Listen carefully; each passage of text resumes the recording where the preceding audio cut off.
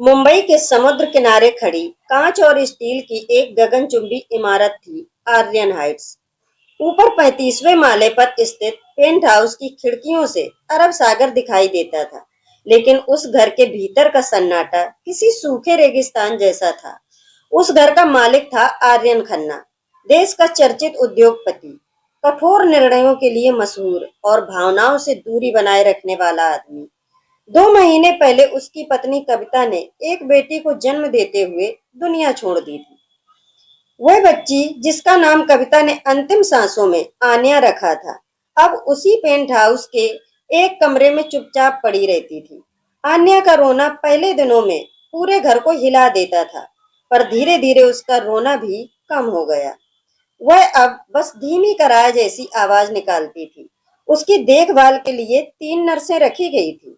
एक बाल रोग विशेषज्ञ रोज आता था और सबसे महंगे आयातित दूध के डिब्बे उसके कमरे में सजे रहते थे। लेकिन बच्ची के चेहरे पर वह चमक नहीं थी जो एक नवजात में होती है। उसकी आंखें अक्सर खुली रहती, जैसे किसी को ढूंढ रही हो।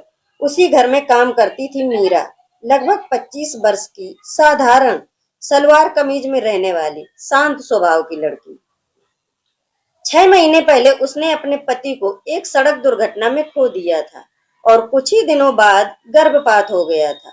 उसके जीवन में एक साथ 2 शून्य आ गए थे। वह अब आर्यन हाइट्स में हाउस कीपिंग का काम करती थी। काम करते करते जब भी आन्या के कमरे के पास से गुजरती, उसके कदम खुद ब खुद धीमे हो जाते। बच्ची की हल्की सी सिसकी भी उसके सीने में किसी अनदेखे घाव को छू जाती। एक शाम समुद्र पर तूफान उठ रहा था। आसमान में बादल थे और बिजली की चमक पेंट हाउस की कांच की दीवारों पर प्रतिबिंबित हो रही थी। उसी समय आन्या का रोना असामान्य रूप से तेज हो गया। नर्सों में से एक फोन पर थी तो दूसरी किचन में बोतल तैयार कर रही थी। मीरा ने नीचे से वह रोना सुना तो उसके हाथों से झाड़ू छूट गई। उसके अंदर कुछ कांप उठा। वह दौड़ती हुई ऊपर पहुंची। कमरे में पहुंचकर उसने देखा कि आन्या का चेहरा लाल पड़ चुका था। उसकी छोटी छोटी उंगलियां हवा में बेचैनी से हिल रही थीं। मीरा ने हिचकिचाते हुए उसे गोद में उठा लिया। बच्ची का शरीर गर्म था और वह बेतरतीब रो रही थी। चुप हो जा मेरी नन्ही सी जान, मीरा के मुंह से अपने आप निकल गया। ये वही संबोधन था जो वह अपने अजन्मे बच्चे के लिए सोचती थी। उसने बच्ची को सीने से लगा लिया। उस स्पर्श में माँ की खोई हुई ममता थी, अधूरा रह गया स्नेह था। आश्चर्यजनक रूप से आन्या का रोना कुछ ही क्षणों में धीमा हो गया। वह मीरा की धड़कनों से ताल मिलाने लगी। उसी समय दरवाजे पर कदमों की आवाज आई। आर्यन खड़ा था। उसने मीरा को अपनी बेटी को सीने से लगाए देखा।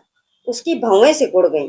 तुम यहाँ क्या कर रही हो? उसकी आवाज ठंडी थी। मीरा घबरा गई, लेकिन उसने बच्ची को छोड़ा नहीं। साहब, वह बहुत रो रही थी। उसे बस बस किसी की जरूरत थी। आर्यन आगे बढ़ा।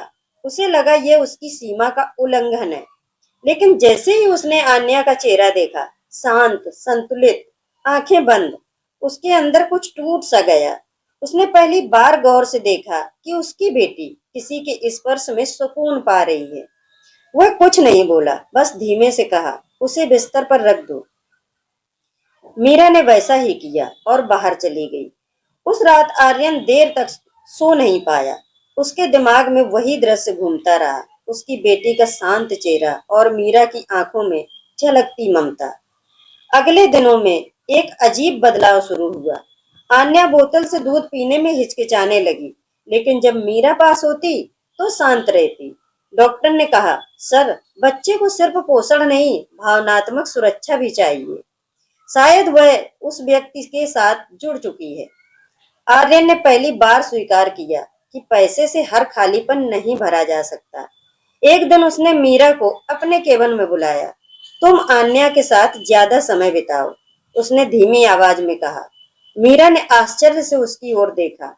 लेकिन साहब, मैं तो अब तुम सिर्फ हाउसकीपर नहीं हो, आर्यन ने कहा, तुम उसकी केयर टेकर भी हो। धीरे धीरे घर का वातावरण बदलने लगा। आन्या की हंसी गूंजने लगी। मीरा उसे लोरी सुनाती, पुराने हिंदी गीत गुनगुनाती, छोटी छोटी कहानियां सुनाती। आर्यन ऑफिस से जल्दी लौटने लगा। वह दूर खड़ा देखता कि उसकी बेटी कैसे मीरा की उंगली पकड़कर मुस्कुराती है। एक रात जब समुद्र शांत था और चांदनी कमरे में उतर रही थी, आर्यन ने मीरा से कहा, तुमने मेरी बेटी को माँ का प्यार दिया और शायद मुझे भी जीने की वजह। मीरा चुप रही। उसके दिल में अभी भी सामाजिक दूरी की दीवार थी। मैं आपकी दुनिया की नहीं हूँ साहब, उसने कहा। आर्यन मुस्कुराया। मेरी दुनिया तो उस दिन ही खाली हो गई थी जब कविता चली गई। अब जो भी इसे भरता है वही मेरी दुनिया है। समय बीता, समाज ने सवाल उठाए, मीडिया ने खबरें फैलाई, लेकिन इस बार आर्यन ने परवाह नहीं की। उसने एक छोटे सादे समारोह में मीरा का हाथ थामा। कोई भव्य आयोजन नहीं, बस कुछ करीबी लोग, समुद्र की गूंज और आन्या की खिलखिलाहट।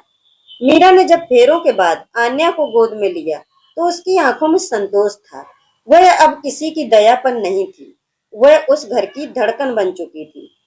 आर्यन ने पहली बार खुले दिल से मुस्कुराते हुए कहा, मुझे लगा था दौलत सबसे बड़ी ताकत है, पर असली ताकत तो वह है जो टूटे दिल को फिर से धड़कना सिखा दे। और उस रात आर्यन हाइट्स की ऊंचाई से ज्यादा ऊंचा था एक साधारण औरत का प्रेम, जिसने बिना किसी अपेक्षा के एक बच्ची को माँ का प्यार दिया और बदले में एक घर, एक परिवार और एक सम्मान पाया। कभी कभी परिवार खून से नहीं, करुणा से बनते हैं, और कभी कभी एक छोटे से स्पर्श में वह शक्ति मिल जाती है जो अरबों की दौलत से भी बड़ी होती है। दोस्तों, इस कहानी से हमें ये सीख मिलती है कि कभी कभी जिसे हम छोटा समझते हैं वही हमारी सबसे बड़ी ताकत बन जाता है। अगर आपको यह कहानी दिल से छू गई हो तो वीडियो को लाइक जरूर करें। अपने विचार कमेंट में लिखें। क्या परिवार खून से बनता है या दिल से? आप ये कहानी किस शहर या गांव से देख रहे हैं, जरूर बताएं। ऐसी ही और दिल छू लेने वाली कहानियों के लिए चैनल को सब्सक्राइब करना मत भूलिए। मिलते हैं अगली कहानी के साथ, तब तक के लिए अपना और अपनों का ख्याल रखिए। धन्यवाद।